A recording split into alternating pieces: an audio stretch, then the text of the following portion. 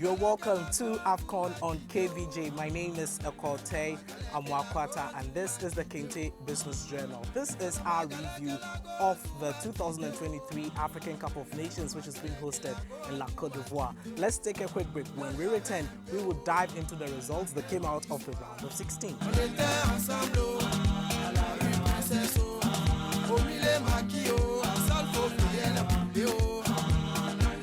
Thank you so much for joining us right back here on the channel. As I said earlier, this is the review of the round of 16 games that has been happening at the 2023 AFCON in Côte d'Ivoire. You know, by now you should be used to the shocks, you should be used to the surprises, and be used to the, unbelievable results that have been happening. You just should believe that right now, because right now this has been dubbed as the tournament where giants are killed or slaughtered. So let's just take it that way. So without wasting much time, the first match that happened on the round of 16 was between Angola and Namibia, Southern African derby between these two teams, and it ended 3-0 in favor of the Palancas Negras from Angola. We have seen brilliant play from players such as Gelson Dalla. He got a brace on this match day, and also another goal from Mabululu, the fierce striker for the Palancas Negras of Angola. Unfortunately, the Brave Warriors ended their magnificent run in this tournament. The first time they played in the knockout phase of the AFCON, but they succumbed to Angola over here. The next game was between the Super Eagles of Nigeria and the Indomitable Lions of Cameroon. This was a very, very tight game, but Lukman Adeniola opened the scoring in the first half for Nigeria, and in the 90th minute of the game, after so many attempts by Cameroon to draw level, he added a second to kill the Lions of Cameroon. It ended 2-0 in favor of the Super Eagles from Nigeria, seeing Nigeria go through to the quarterfinals after their disappointing crash out in 2021 at this stage. Equatorial Guinea took on Guinea, and this was one clash that people, especially myself, were rooting for.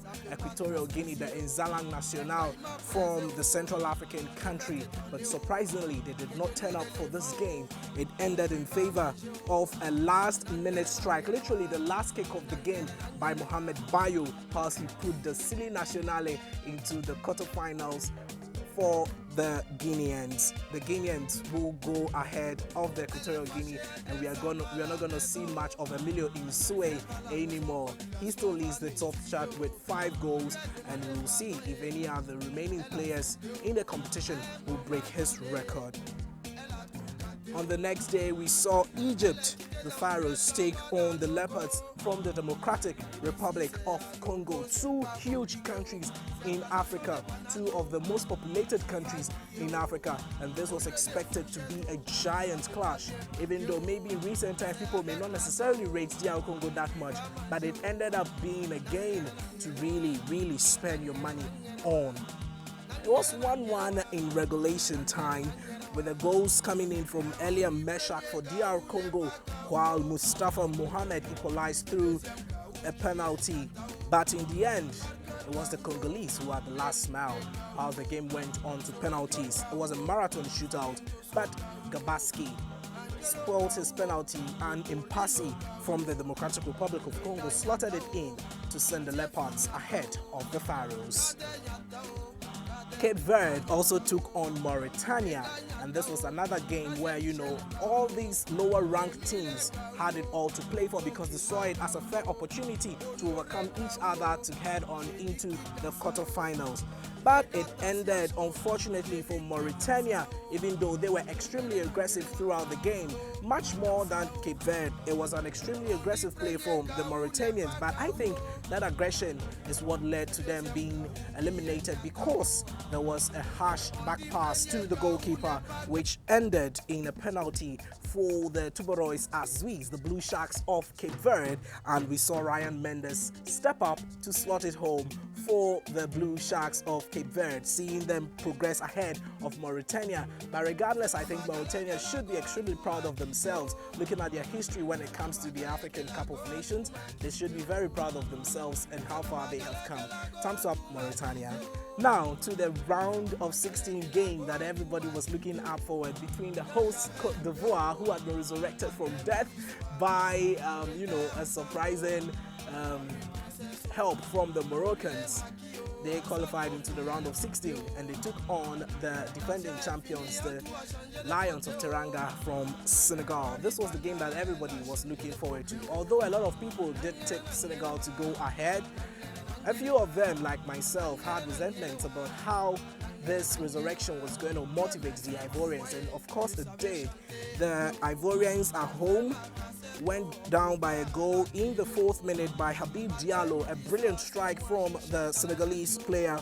But in the 85th minute, Frank Kessié had a penalty and he slotted it home to draw 1-1 for the host nation, the Elephants. And that game went on into penalties, and we saw Niakate missing his kick to win their run as defending champions. They were not going to defend their title. It's the Ivorians who had the last laugh, and they went on. Mali took on Burkina Faso in the subsequent game, and it ended 2-1 in favor of the Eagles of Mali. Goals coming in from Edmond Tapsoba and Lasseni Sinayoko, even though Bertrand Traore also got a penalty, his third of the tournament, to slot home for the Stallions of Burkina Faso. It was not enough, but the Malians held on to win this game. Another surprise victory for the Bafana South Africa as they took on the Atlas Lions of Morocco. Morocco, prior to this tournament, has been one of the highly favored countries to go all the way to win the tournament, but they did fall short at the round of 16 round. That has been the theme throughout this tournament. Giants are being killed, big names are falling, small ones are rising, or maybe let's say unassuming ones are rising. So Bafana took on the Mantra and did not end it there. They got goals from Evidence Makopa and Teboho Mokoena to ensure the South Africans were ahead of the Moroccans. It was a beautiful, beautiful game throughout, even though it was boring in the first half, but in the second half, the game did lit up with brilliant opportunities.